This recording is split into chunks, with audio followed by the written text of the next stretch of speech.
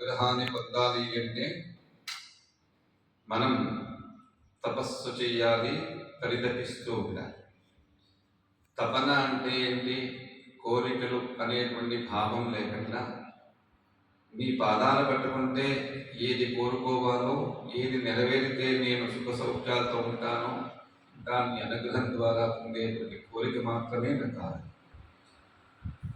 కోరిక చంటి పిల్లవాడు ఏ విధంగా తల్లిని అది కావాలి కావాలని చెప్పి అంటూ ఉంటాడో ఆ విధంగానే తల్లిని కూడా మనం ఆ విధంగానే బాలభావానుసారైన చంటి పిల్లవాళ్ళలాగానే ఉంటారు. కానీ తపస్విని సాధ్యమైనంత వరకు కూడా తపస్సు చేస్తూ ఉంటే వాంఛ అనేటువంటిది తగ్గుతూ ఉంటుంది. మన వాంఛంతా కూడా అమ్మ పాదాలు పట్టుకోవాలి, అమ్మ అనుగ్రహం పొందాలి, పెద్దల అనుగ్రహం పొందాలి. పుట్టువారు నియమ నిబద్ధతలతోటి ఏ విధంగా ఉపాసనా రహస్యాన్ని తెలుసుకుంటూ ఉండేటువంటి గురుబాలకుని పెట్టుకోవాలి. ఆ గురువుకి ఎట్టి పరిస్థితుల్లో కూడా మాటతో కానీ, భావంతో కానీ, చేతతో కానీ అసహించుకోవడం కానీ, అవివేకంతో అజ్ఞానంతో దూరం పెట్టుకోవడం కానీ, మానసిక ప్రవృత్తికి ఏ విధంగా చేస్తారు చెయ్యకుండా ఉంటే అమ్మవారికి అంత ఇష్టపడతాడట ఆ ఉపాసన రహస్యాన్ని తెలుసుకున్నటువంటి శిష్యుడు. ఎందుకంటే మహనీయులు ఎంతమందో ఎన్నో విధాలుగా మనకు చెప్పారు. గురునింద, గురువుని ఏ చేసినా మనం దోషాన్ని మొయ్యక తప్పదు అని అనుకుంటుంది. అంటే 24 గంటలు గురువుల నిధ అంటున్నాం కాదు. అంటే ఎక్కడో తెలియనటువంటి నీరసత్వం మనలో లోపలికి వచ్చింది అంటే అది ఏదో ఏదో ఏదో ఆలోచనకి దారితీస్తూ అది అందరికీ తెలిసిన విషయమే. అటువంటి భావమే లేకుండా ఉంటే అది ఇంకో దారిలో వెళ్ళదు. కేవలం తపస్సు చేస్తూ ఉంటూ తపస్సుని ఆవిడ మెచ్చుకుని మనకు కావాల్సిన భావాలన్నీ కూడా ఇస్తూ ఉంటుంది. మనం చేసుకునేటువంటి సంప్రదాయాన్ని బట్టి మన కుటుంబాన్ని, మన కుటుంబ గౌరవాన్ని, మన దేశాల్లో ఉండే ప్రతి జీవరాశిని, మన దేశ పౌరుల్ని, మన దేశంలో ఉండే ప్రతి అదేష్టంగా అంటే ఎంతమందో అచేష్టంగా ఉన్నారు. వాళ్ళకి ఏమి తెలియదు పాపం, ఏది చెయ్యాలో తెలియదు, ఏది చూడాలో తెలియదు. అలాంటి వాళ్ళు శ్రేష్ఠులై కూర్చుని ఉన్నారు. వాళ్ళందరికీ కూడా ఫలాన్ని పొందాలి అంటే, పంచాలి అంటే మనం ముందు జాగ్రత్తగా సంపాదన చేసుకోవాలి. ఇది కంటికి కనిపిస్తాం. ఒక 10 రూపాయలు ఇస్తే కంటికి కనిపిస్తుంది, లేదా గుమ్మడిగా ఇస్తే కంటికి కనిపిస్తుంది, లేదా పాలగోవా ఇస్తే కంటికి కనిపిస్తుంది. కానీ ఆధ్యాత్మిక సాధన ఇక్కడి నుంచి వారికి పంపిస్తే కంటికి కనిపించదు, ఇంట్లోకి వెళుతుంది. అలాంటి ఉదార్యాన్ని మనం పొందాలి అంటే, అలాంటి భావంతో మనం ముందుకు వెళ్ళాలి అంటే మనం ఒక అద్భుతమైన తపస్సు చేసుకోవాలి. నిస్సీమ మహిమ నిత్య యవ్వన మనసాలిని. మన మనస్సుని ప్రలోభాలు గురి కాకుండా నిత్యము యవ్వనంగా ఉండే ఎటువంటి ఆలోచన లేకుండా ఉంటే శరీరం బాగుంటుంది, ముఖం ఆనందంగా ఉంటుంది, ఎదుటి వాళ్ళకి చూపులకి సంతోషం కనిపిస్తూ ఉంటుంది. అదే భావం లోపల ఇంకోలాగా ఉంటే మానసికంగా కృంగిపోతూ ఉంటే ముఖం కలకల్లో తెలిసిపోతూ ఉంటుంది అన్నమాట. వీడు ఏదో ఆలోచిస్తున్నాడు, బాధల్లో ఉన్నాడు, నీరసంగా ఉన్నాడని మనం అంటూ ఉంటాం. అంచేత భగవంతుడి యొక్క అపారమైనటువంటి శక్తిని పొందాలి అంటే, భగవంతుడి యొక్క అనుగ్రహాన్ని పొందాలి అంటే, ఆ జగన్మాత యొక్క కరుణా కటాక్షాలు పొందాలి అంటే మనం ఏం చేయాలో ఒక నిర్దేశించారు గురువులు. అటువంటి నిర్దేశపూర్వకంగా మనం చేయాలి. అంతేగాని ఏదో కార్యక్రమాలు చేస్తున్నాం కదా 10 మందిలో మనం గొప్పగా చేశామని చెప్పించుకోవడానికి అటువంటి కార్యక్రమాలు చెయ్యకపోతే మంచిది. చేసి అనర్థాలకి దారితీసే కంటే చెయ్యకపోయినా పర్వాలేదు. ఏదో చేస్తూ ఉంటారు, అయ్యో గురువు గారు చూడండి చూడలేక ఇలాంటి మాట్లాడుతున్నారని చెప్పి చాలా మంది అంటుంటారు మన దగ్గర. వాళ్ళు చూడలేక అనలేక మనలో జాగ్రత్త పరుస్తున్నారు, మనని జాగ్రత్తగా ఉండే విధంగా వాళ్ళు తెలియపరుస్తున్నారు. అంతే తప్ప వాళ్ళకెవరి మీద కోపాలు తాపాలు ఉండవు. ఎందుకంటే చెయ్యకపోయినా పర్వాలేదు, శాస్త్రాన్ని కానీ ధర్మాన్ని కానీ విరుద్ధంగా వెళ్ళడం వల్ల వాళ్ళు హెచ్చరిస్తారు మనకి. ఇటువంటివి అన్నీ కూడా ఇబ్బందికి గురి చేస్తాయి సుమా అని చెప్పేసి చెబుతూ ఉంటారు వాళ్ళు. వారి మాటల్ని మనం సంస్కారపూర్వకంగా, వినయపూర్వకంగా మన ఆలోచన విధానంతో వారి సమ్మతమైనటువంటి భావనలో మనం వెళ్ళినప్పుడే గెలుస్తాము. అటువంటి గెలుపు గురించి వాళ్ళు ఎన్నో రాత్రులు పగళ్ళు కూడా సంతోషకరమైన జీవనాన్ని మనకు అందించడానికి వాళ్ళు ఉత్కృష్టమైనటువంటి శక్తి సంపన్నాన్ని పొందారు. ఆ శక్తిని మనకు ఆసక్తిగా మనకు అందిస్తున్నారు. అటువంటి సాంప్రదాయాలు మన భారతదేశంలో ఎన్నో చేస్తున్నారు. అందుకే కలియుగంలో నిర్మాణాలు ఎందుకు జరుగుతున్నాయంటే ఆలయ నిర్మాణాలు కొన్ని క్షణాలైనా మన ఆ ప్రాంగణంలో కూర్చుని తపస్సు చేసి పరితపించిపోయి అన్ని దేవతామూర్తి విగ్రహాల మధ్యలో మనం కూర్చోవడం వల్ల మనకు సకల సౌభాగ్యాలు సిద్ధిస్తాయి.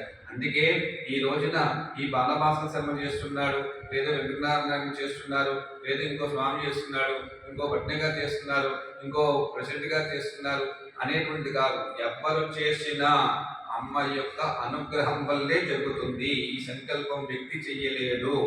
ఒక వ్యక్తి చేసే సంకల్పాలు కాదు, శక్తి చేస్తుంది. శక్తి మనకి నియమిస్తుంటుంది. నేను కాబట్టి ఇంకోడు, ఇంకోడు కాబట్టి ఇంకోడు, అతను కాబట్టి నువ్వు కాబట్టి ఇంకోడు. కానీ ఆవిడ మాత్రం సంకల్పాన్ని ఎప్పుడు కూడా దూరం చేయరు. ఆ వ్యక్తి సాధన సాఫల్యాన్ని బట్టి ఆ శక్తి చేస్తున్నటువంటి అనుగ్రహాన్ని, అమ్మవారి అనుగ్రహం మనం పొందుతూ ఉంటాం. ఆ శక్తితో మనం ముందుకు వెళ్తుంటాం. అంచేత రాబోయే రోజుల్లో శివశక్తి రూపంగా మనం చేసేటువంటి సాధన మనకు ఖచ్చితంగా మంచి నిదర్శనాన్ని ఇస్తూ ఉంటుంది. అంచేత మహనీయులు చెప్పిన దారిలో మనందరం వెళదాము.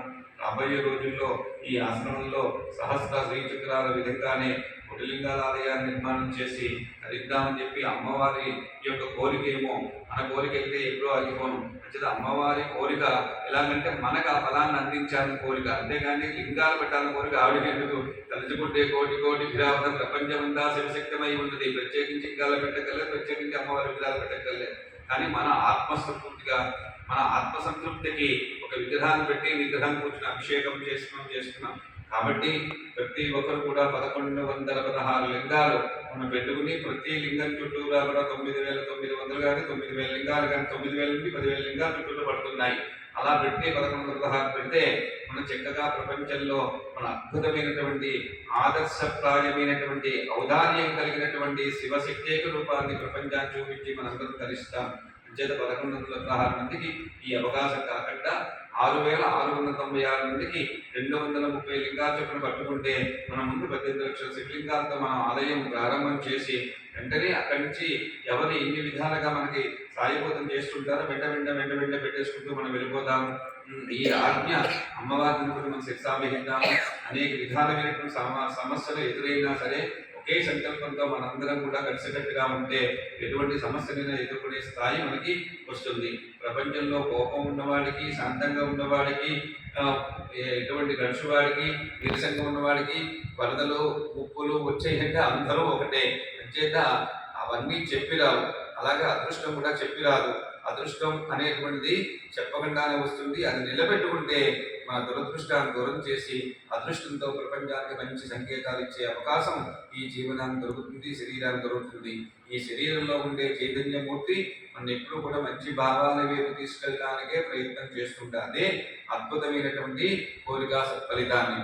అంచేత శివదూతి, శివారాధ్య, శివమూర్తి, శివంకరి, శివప్రియ, శివపరా, శిష్టేష్ట, శిష్ట పూజిత, ప్రమేయ, సుప్రకాశ, మనో వాచామగోచర, చిచ్చక్తి, చేతనారూప, జడశక్తి, జడాత్మిక, ఇలా చెప్పుకుంటూ వెళ్ళిపోతుంది. అమ్మవారి యొక్క శక్తుల్ని అనేక రూపాలతో, అనేక భావాలతో, అనేక తత్వాలతో కూడా మనం పొందవచ్చు. కాబట్టి మనందరం కూడా కలిసికట్టుగా చేసేటువంటి ప్రయత్నము రాబోయే తరాల వాళ్ళకి అద్భుతమైన చైతన్యం వస్తుంది. అంచేత మనందరం కూడా చేసేటువంటి ప్రయత్నానికి గురువు గారికి మన సంకల్పం పూర్వకంగా చేసేటువంటి అనుష్ఠాన ఫలాన్ని గురువు గారి ద్వారా అమ్మవారికి సమర్పించాలి. అమ్మవారి ద్వారా మళ్ళీ గురువు దగ్గరికి రావాలి, గురువు ద్వారా మళ్ళీ మనకు రావాలి. అప్పుడే మనం సుఖ సౌఖ్యాలతో ఉండి మనం పుట్టినందుకు అద్భుతమైనటువంటి సద్గతి పొంది సుఖ సౌఖ్యాలు పొంది జీవిత కాలం అంతా కూడా సకల సుఖాలు, సకల భోగాలు అనుభవించి, భోగం అంటే కేవలం ఇంట్లో కూర్చోవడం, ఏసీలో కూర్చోవడం. భోగము అంటే అమ్మ దగ్గరగా కూర్చోవడం. అమ్మవారికి చేసేటువంటి ప్రతి ఉపచారం కూడా మనం కూడా తన్మయంతో చూస్తూ ఉంటే అటువంటి భోగాన్ని మనం పొందాలి. అంతేగాని భోగము ఉంటే ఏసీలో కూర్చోవడం, కారులో తిరగడం, 3 పూట్ల ఏదో రకరకాల, అది కాదు భోగం. అనేక మంది సేవ చేయడం, ఇవి భోగాలు లౌకికం. ఆ భోగాన్ని మనం ఎప్పుడు కోరుకోకూడదు. కోరుకున్నప్పుడు ఇవ్వదు. అప్పుడు ఇవ్వాలనుకుంటే ఇస్తుంది. అది ఎన్నాళ్ళు ఉంటుందో, ఎన్నేళ్ళు ఉంటుందో కూడా తెలియదు ఆ భోగం. ఈ భోగం మాత్రం ఎప్పుడు ఉంటుంది. ఎందుకంటే 64 కోట్ల మంది అర్చన చేస్తూ ఉంటే మానసికంగా చూసి తరించేటువంటి భోగాన్ని మనం కోరుకోవాలి. అటువంటి భోగం కావాలి అంటే ఇటువంటి ఆలయ నిర్మాణాలు కేవలం ఇక్కడే కాకుండా దేశమంతా కూడా జరుగుతూ ఉండాలి. ఎవరో ఒకరు ప్రారంభిస్తే ఇది చూసి ఇంకో దగ్గర నిర్మాణం జరుగుతూ ఉంటుంది. డబ్బుకి కొరత లేదు, మానసిక ప్రవృత్తికే కొరత ఉంది. అందరూ కూడా అనుమానించకుండా అభిమానంతో ప్రతి ఒక్కరూ సాయం చేసి 1,00,000 మంది మన ఒక దంపతులు వచ్చారు.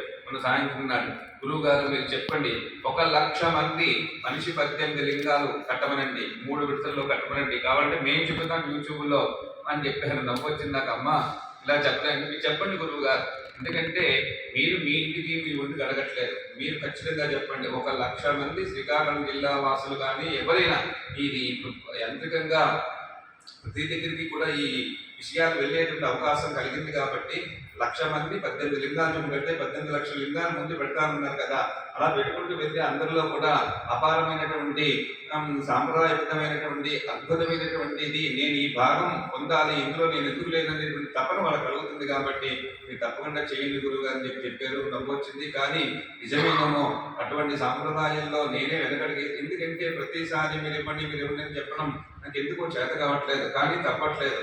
ఎందుకంటే నేను ఓడిపోతానేమో కాదు, అమ్మవారి సంకల్పం మనకు అప్పచెప్పింది కాబట్టి నేను తప్పుకుంటే ఆమెని ఓటమికి పాలు చేసిన మనం అవుతానేమో అని మనసులో అనిపించింది.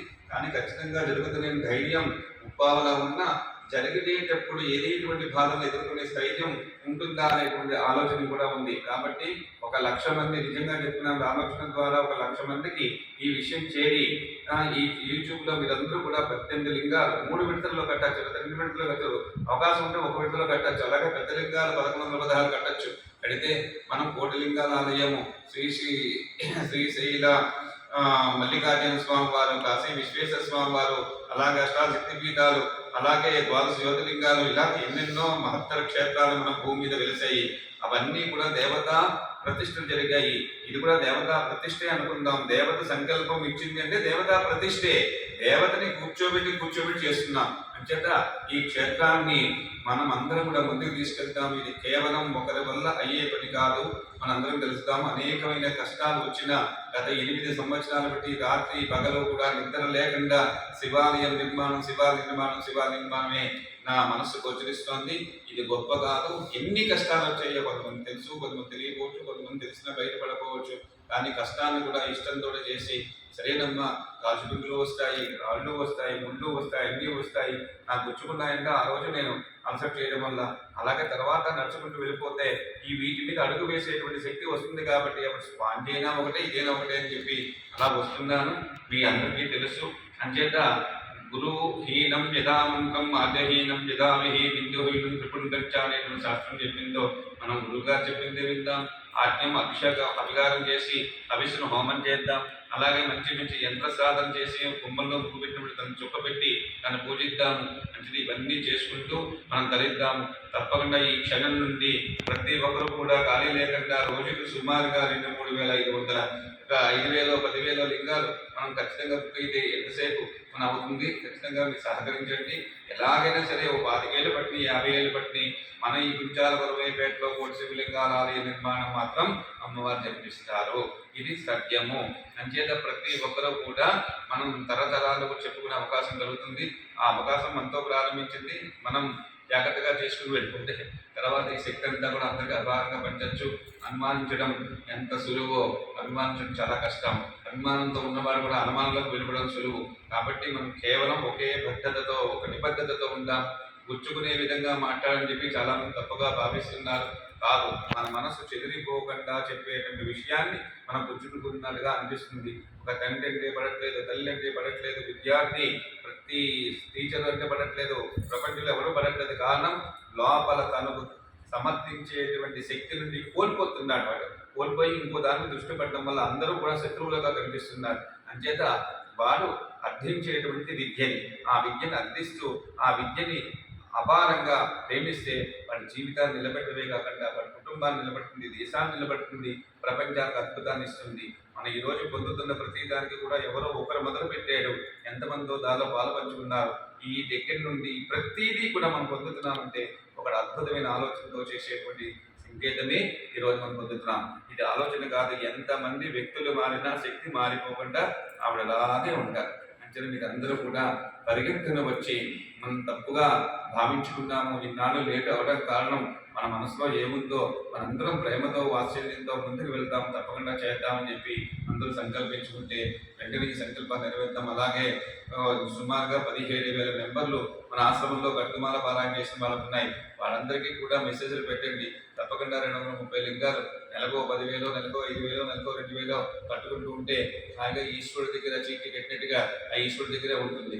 అంటే ప్రతి దానికి కూడా అద్భుతమైనటువంటి ప్రతి పైసా అమ్మకే వినియోగపడుతుంది. ఇక్కడ ప్రతి వాళ్ళకి తెలుసు, ఇదివరకు వచ్చిన వాళ్ళకి తెలుసు, ఇప్పుడు రావడం మానేసి ఉన్న వాళ్ళకి మొదటి నుంచి తెలిసి ఇక్కడ ఏం జరుగుతుందో. అంచేత అమ్మ ప్రేమకి వాళ్ళు ఎప్పుడు దూరం అవ్వరు. వాళ్ళ వ్యక్తిగా దూరమైన శక్తి ఎప్పుడు కూడా వాళ్ళని దగ్గరగానే ఉంచుతుంది. నాకైతే ఎవరి మీద తెలియదు, వాళ్ళు వదులుకుంటే నేనేం చేయలేదు. అంచేత అందరం సమానంగా ఉందాము, అందరూ పరిపూర్ణంగా అద్భుతంగా స్థితికి వెళ్దాము. చిన్న చిన్న మాటలకి చిన్న చిన్న వాటికి దూరం అయితే ఎక్కడో ఒకటి నిలకడగా ఉండాలి. కాబట్టి జీవితం అంతా కూడా నేను ఏది పడను అనుకుంటే ఇంట్లో మూసి కూర్చోవడమే పరిస్థితి వస్తుంది. అమ్మవారు వద్దంటారు, నువ్వు ప్రపంచంలో గెలవాలి అంటే ముందు బయటికి రా, నీలో ఉన్న శక్తి అపారంగా బయటికి తీసుకురా, నీలో ఉన్నటువంటి ఉత్సాహ శక్తి బయటికి తీసుకురా, అది బయటికి పంపించు అని చెప్తూ ఉంటారు. అది మంత్రం ద్వారా చెప్తూ ఉంటారు. అంటే మనందరం కూడా విశ్వసిద్దాము. ఈ జ్ఞానోదయం చేసినటువంటి గురువు యొక్క అనుగ్రహాన్ని ఎప్పుడూ పొంది సుఖంగా ఉండి రాబోయే తరాలకి మనం ఏదో ఒకటి మంచి అద్భుతాన్ని ఇచ్చి ఖచ్చితంగా అమ్మాయి యొక్క పాదాల పట్టుకుని అందరూ సుఖ సౌఖ్యాలతో ఉంటాం. తప్పనిసరి